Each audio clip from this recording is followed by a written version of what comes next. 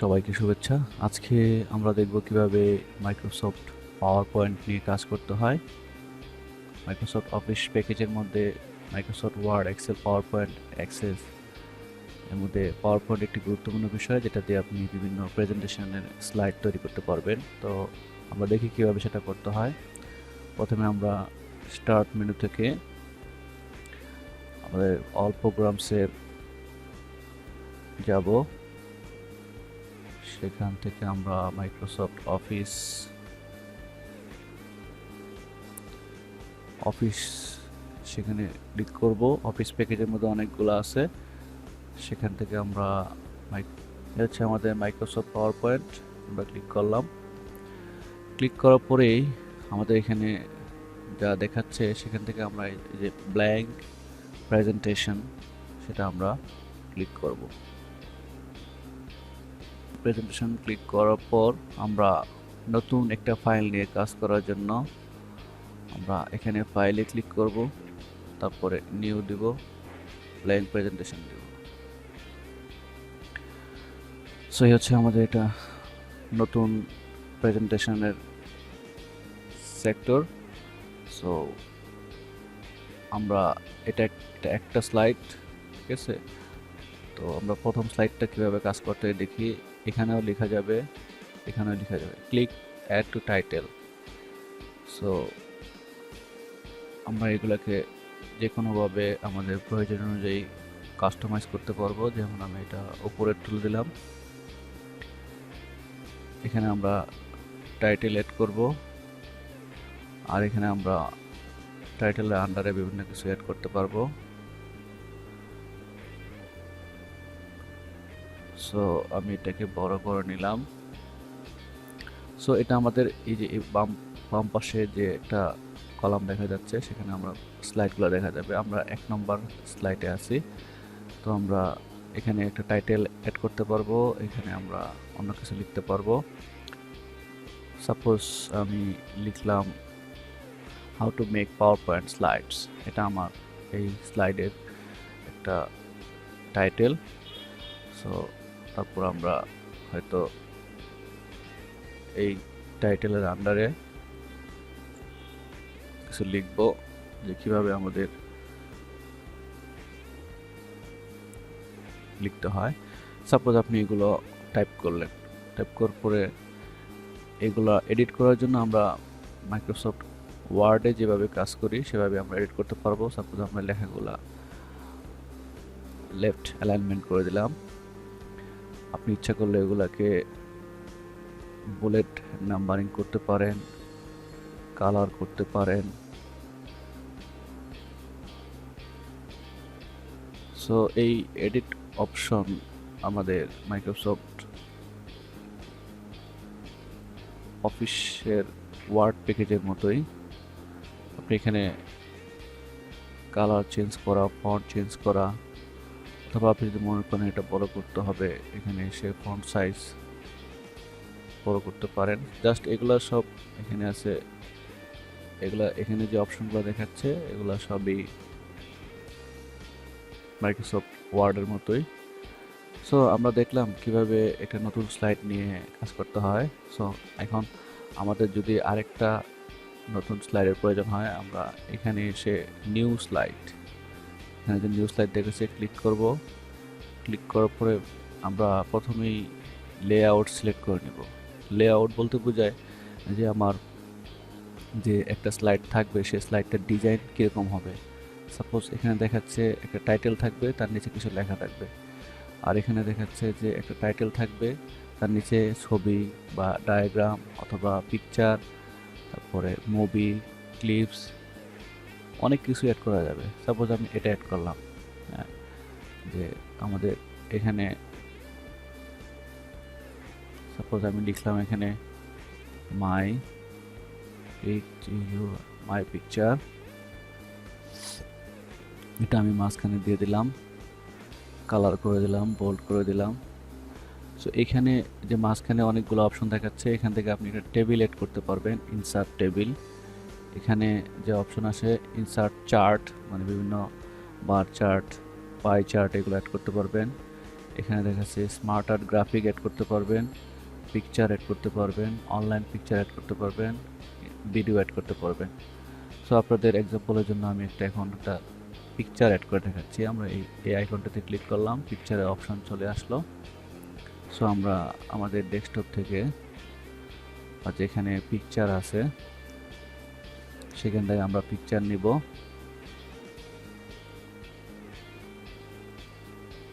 Suppose আমরা পিকচারটা click করার সাথে সাথেই আমাদের পিকচারটা চলে আসলো।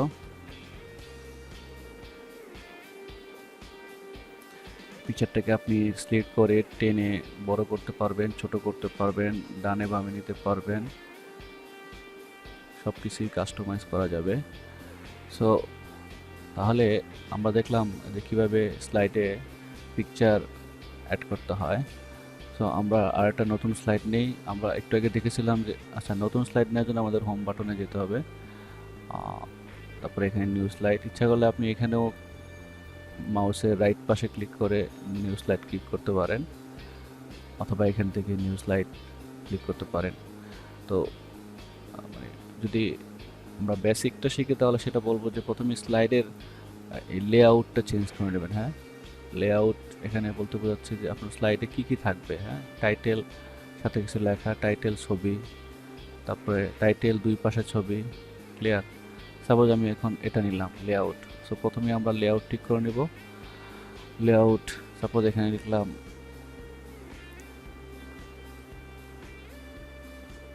চার্ট, লেখাটা মাঝখানে দিয়ে দিলাম, কালার করে দিলাম, বোল্ড করে দিলাম। সো আমি একটু আগে যে স্লাইডটা তৈরি করেছিলাম সেখানে আমরা একটা ছবি অ্যাড করেছিলাম। এখন দেখবো কিভাবে একটা টেবিল অ্যাড করতে হয়। সাপোজ আমি এখানে এখানে যে টেবিল আছে, ইনসার্ট টেবিল দিলাম। তারপরে আমাকে জিজ্ঞাসা করা হচ্ছে কলাম কটা হবে, রো কটা হবে। এখানে আমরা সাপোজ ধরে নিলাম কলাম 5টা, রো 2টা, ওকে দিলাম, এখানে চলে আসলো, ক্লিয়ার।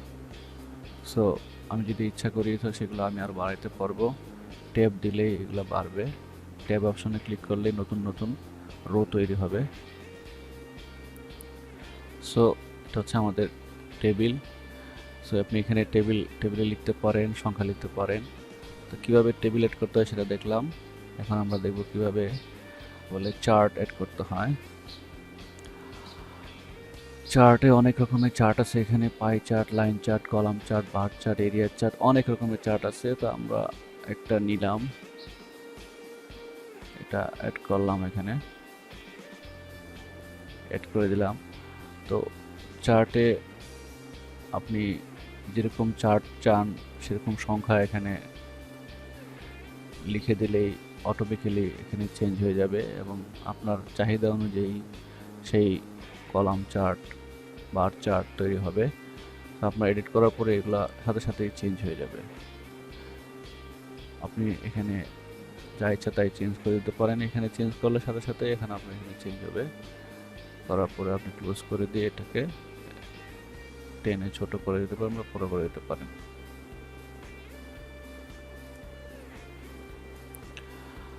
হ্যাঁ, আমি যেহেতু এখানে টেবিল অ্যাড করেছিলাম যেন টেবিল লিখে দিলাম। সো আমরা দেখলাম যে কিভাবে টেবিল, চার্ট, তারপরে এখানে আমরা পিকচার, তারপরে এখানে টেক্সট অ্যাড করলাম। এরকমভাবে সাপোজ আমি আরেকটা স্লাইড নিব, আমরা এখানে নিউ স্লাইডে ক্লিক করতে পারি, অথবা এখানে মাউস রেখে মাউসের রাইট পাশে ক্লিক করে নিউ স্লাইডে ক্লিক করতে পারি। তো আমি আবারও বলবো যে শুরুতেই আমাদের নিউ স্লাইড নেওয়ার পরে লেআউট ঠিক করে নিতে হবে। সাপোজ আমার এবার লেআউট নিব, শুধু একটা টেক্সট নিব। সো আমি ইচ্ছা করে এটাকে এভাবে টেনে বড় করে দিতে পারি। ওকে, সো সাপোজ আমার লেখা শেষ হয়ে গেল।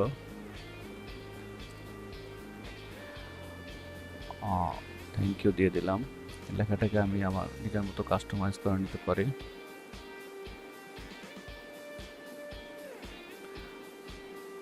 করে দিলাম।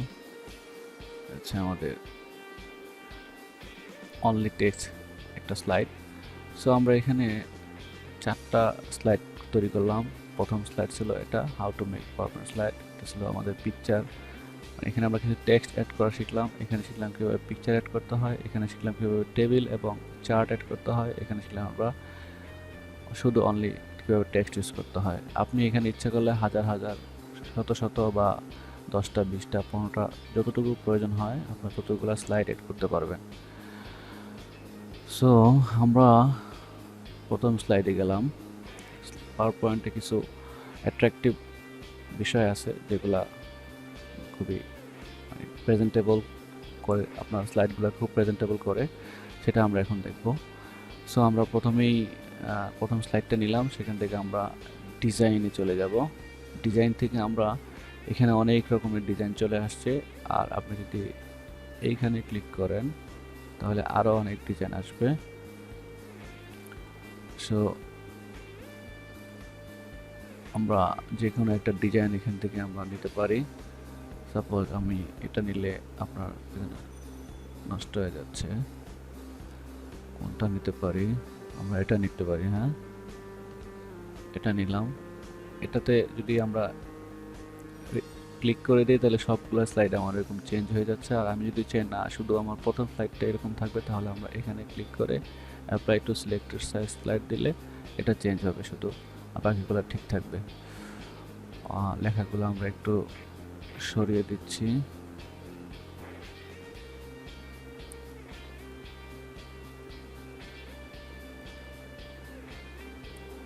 যাতে দেখা যায়। হচ্ছে আমাদের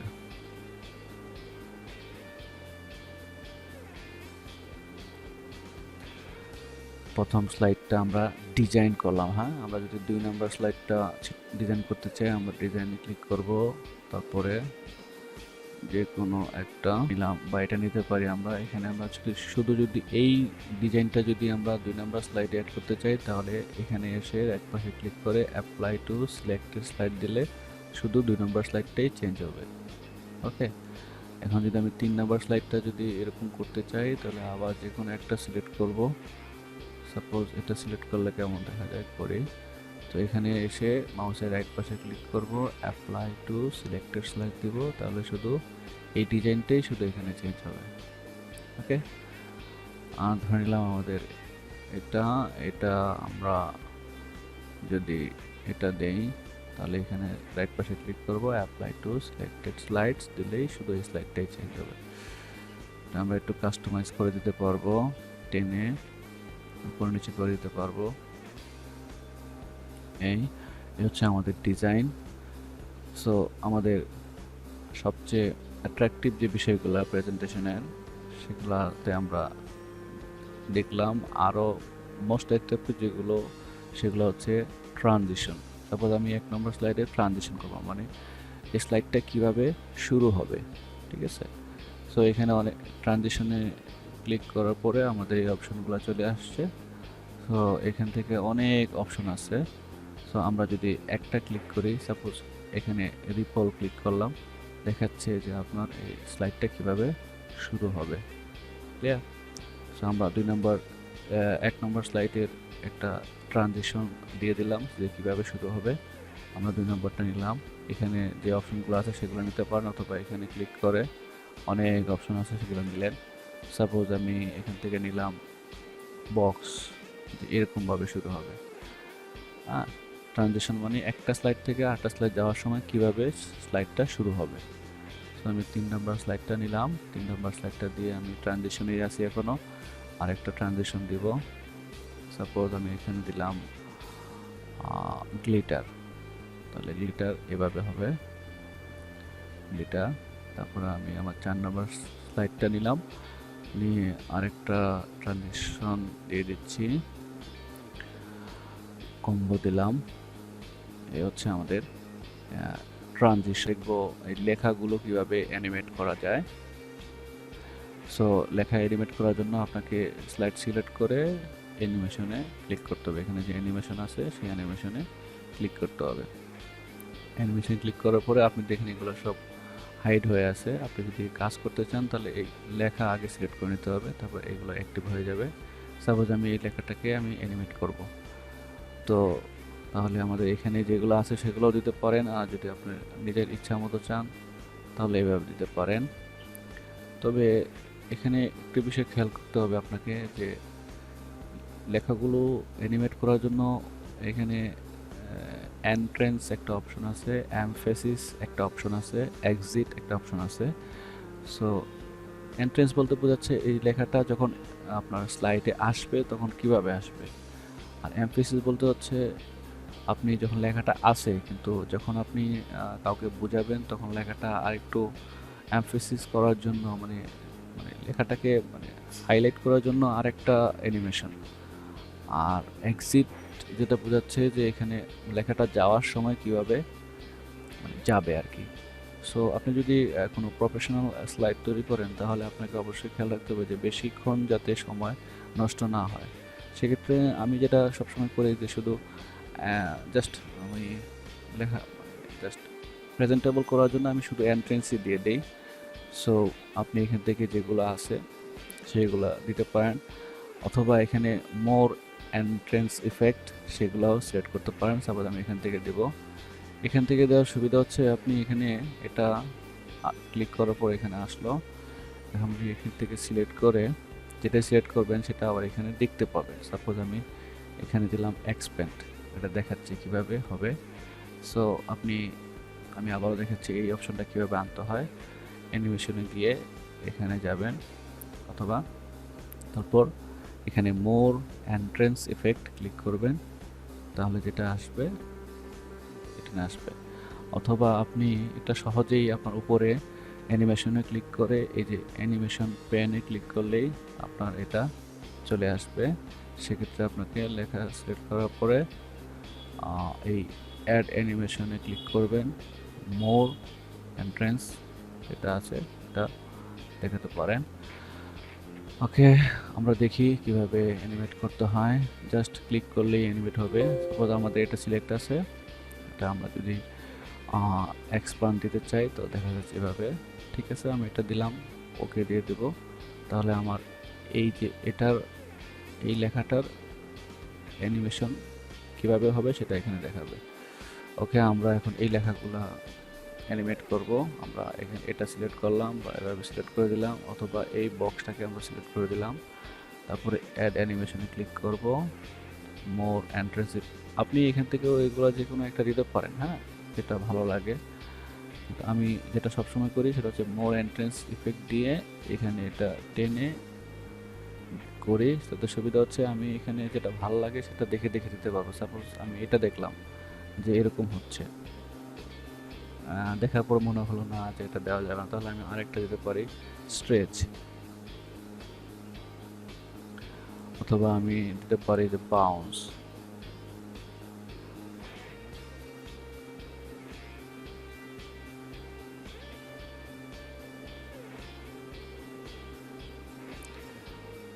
তো এখান থেকে আপনার যেটা পছন্দ হয় সেটা আপনি দিলেন, দেওয়ার পরে ওকে দিলেন, হয়ে গেল।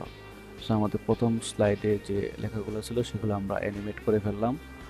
এখন আমরা 2 নম্বর স্লাইডে যাব। সাপোজ এখানে আমার ধরে নেন যে এটা আপনি এটা অ্যানিমেট করতে পারেন। আমি এখানে এটা অ্যানিমেট করতেছি না, শুধু ছবিটাকে অ্যানিমেট করতেছি। ছবিটা ক্লিক করব, ছবিটা ক্লিক করার পরে এখানে আমরা অ্যাড অ্যানিমেশনে যাব, তারপরে মোর এন্ট্রেসে যাব। সো এখান থেকে আমরা দিতে পারি পিন হুইল, যে এভাবে আসবে ছবিটা। এখানে অনেক অপশন আছে, যেটা ভালো লাগে সেটা আপনি দিবেন, ওকে দিলেন, এটা আমাদের অ্যানিমেট হয়ে গেল। এখন আমরা এটা দিব, এটা আমরা লেখাটা দেখা যাচ্ছে না, আমরা এটা একটু কাস্টমাইজ করে দিই। হোম বাটনে গিয়ে লেখাটা একটু অন্য কালার করে দিই। ওকে, সো আমরা টেবিলে যদিও আমরা কিছু লিখিনি, আপনি আপনার প্রয়োজন মতো টেবিলের কলাম রো সিলেক্ট করে এবং টেবিলের হেডিং কি হবে এবং ভিতরে কি কি ডাটা থাকবে সেগুলো আপনারা লিখতে পারেন। ওকে, সো আমরা এটা কিভাবে অ্যানিমেট করতে হয় সেটা দেখাচ্ছি। জাস্ট এটা ক্লিক করলাম, তারপরে অ্যানিমেশনে গিয়ে অ্যাড অ্যানিমেশনে ক্লিক করলাম, তারপরে এন্ট্রেন্স ইফেক্ট দিলাম। সো আমি কিন্তু বারবারই এন্ট্রেন্স ইফেক্ট দিচ্ছি, মানে শুরুতে মানে কীভাবে শুরু হবে। আপনি ইচ্ছা করলে এন্ট্রেন্স ইফেক্ট দিতে পারেন, অথবা এখানে এই এমফেসিস ইফেক্ট দিতে পারেন অথবা এখান থেকে এক্সিট ইফেক্ট দিতে পারেন। সো আমি এন্ট্রেন্স ইফেক্ট সচরাচর ইউজ করে থাকি। তো এখান থেকে আমরা দিলাম, এটা দিলাম যে কীভাবে আসবে। ওকে, এটা আমাদের অ্যানিমেট হয়ে গেল। আমরা এটা সিলেক্ট করলাম, সিলেক্ট করে এটাও অ্যাড অ্যানিমেশনে গিয়ে মোর এন্ট্রেন্স ইফেক্টে গিয়ে টেনে দিয়ে আমরা এখান থেকে দিলাম কার্ভ আপ, যেটা এভাবে আসবে। অ্যানিমেশন হয়ে গেল 3 নম্বর স্লাইডে। 4 নম্বর স্লাইড থ্যাংক ইউ, সেটাও আপনি এভাবে সিলেক্ট করে অ্যাড অ্যানিমেশনে গিয়ে আমরা এখানে এটা দিলাম ফ্লোট আউট। তো যদি সাপোজ আপনি এটা অ্যানিমেশন করলেন কিন্তু এটা পছন্দ হলো না, আমরা এই যে এখানে যে অ্যানিমেশন পেন আছে সেখানে গিয়ে এই অপশনটাতে ক্লিক করে রিমুভ দিলেই আমাদের এটার অ্যানিমেশনটা চলে যাবে। আমি অন্য একটা অ্যানিমেশন দিচ্ছি যেটা খুব দেখতে সুন্দর হয়, এরকম একটা দিতে পারেন। আমরা এটা দিলাম, দেখি কেমন হয়। ওকে, আমরা এটা দিতে পারি, দিলাম। ওকে, সো এই হচ্ছে আমাদের মোটামুটি কিভাবে মাইক্রোসফট পাওয়ার পয়েন্টে প্রেজেন্টেশন স্লাইড তৈরি করতে হয়। আমি আবারও একটু রিভিউ করি যে আমরা প্রথমেই নিউ স্লাইড নিব। নিউ স্লাইড নেওয়ার জন্য আমরা এখানে নিউ স্লাইড অপশন অথবা মাউসের রাইট পাশে ক্লিক করে নিউ স্লাইডে ক্লিক করব। সেভাবে স্লাইড নিব। স্লাইড নেওয়ার পর আমরা টেক্সট অ্যাড করব। স্লাইড নেওয়ার পর আমরা প্রথমে লেআউট ঠিক করে নিব। সেটাও আমরা এখান থেকে রাইট পাশে ক্লিক করে স্লাইড লেআউট অপশন এখানে ক্লিক করতে পারি, অথবা এখানে লেআউটের অপশন আছে সেখান থেকে আমরা সিলেক্ট করে দিতে পারি। লেআউট বলতে যেটা বোঝাচ্ছে যে আপনার যে স্লাইড, সে স্লাইডের মানে কি থাকবে, ছবি থাকবে, টেক্সট থাকবে, বার থাকবে, চার্ট থাকবে, এগুলা মানে লেআউট মানে কি বলে এটাকে ফরম্যাট, আপনার স্লাইডটার ফরম্যাট কীরকম হবে সিলেক্ট করে দিবেন। তারপরে আমরা সেখানে টেক্সট কীভাবে অ্যাড করতে হয় দেখলাম। আপনি এগুলোকে ছোট বড় করতে পারবেন, ডানে বামে নিতে পারবেন। তারপরে আমরা শিখলাম যে কীভাবে ডিজাইন করতে হয়। ডিজাইন বলতে যা বোঝায় সেটা হচ্ছে পেজের ব্যাকগ্রাউন্ডটা কীরকম দেখাবে, ডিজাইন। তারপর আমরা 2 নম্বর স্লাইডে দেখলাম কীভাবে পিকচার অ্যাড করতে হয়। এজন্য অবশ্যই পিকচার অ্যাড করার জন্য অবশ্যই আপনাকে এই লেআউট থেকে আপনার এখানে যে লেআউট দেওয়া আছে সেই লেআউট থেকে পিকচার সহ যে লেআউট সেটা সিলেক্ট করতে হবে। তারপরে দেখলাম কীভাবে টেবিল এবং চার্ট ইনসার্ট করতে হয়। তারপরে যদি আপনার অন্যান্য স্লাইড থেকে লিখে থ্যাংক ইউ বা অন্য কিছু দিয়ে শেষ করে দিতে পারেন। তো ডিজাইন করার পরে আমাদের ট্রানজিশন দেখলাম। ট্রানজিশন মানে হচ্ছে যে আপনার একটা স্লাইড কিভাবে মানে আসবে আর কি, স্লাইডটা কিভাবে শুরু হবে। আর অ্যানিমেশন থেকে আমরা শিখলাম যে লেখাগুলো কিভাবে অ্যানিমেট হবে। So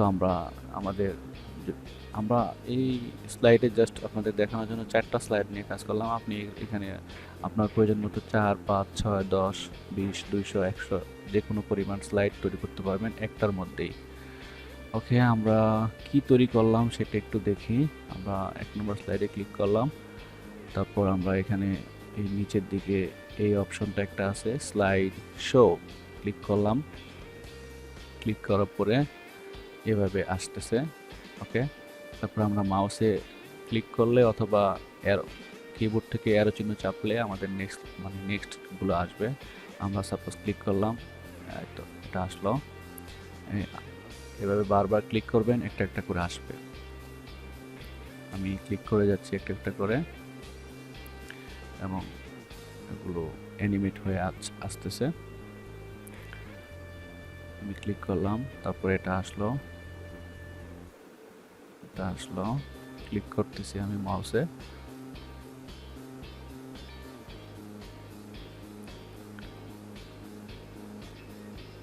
thank you.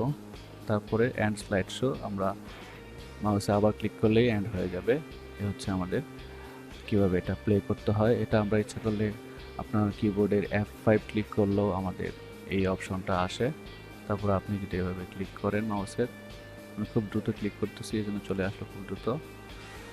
ক্লিক করার পরে হবে, তাহলে আপনি এইখানে স্লাইড শো অপশনে ক্লিক করতে পারেন, অথবা কিবোর্ড থেকে ফাংশন 5 অথবা F5 ক্লিক করলেও আপনার প্রেজেন্টেশনের স্লাইড আপনি প্লে করতে পারবেন।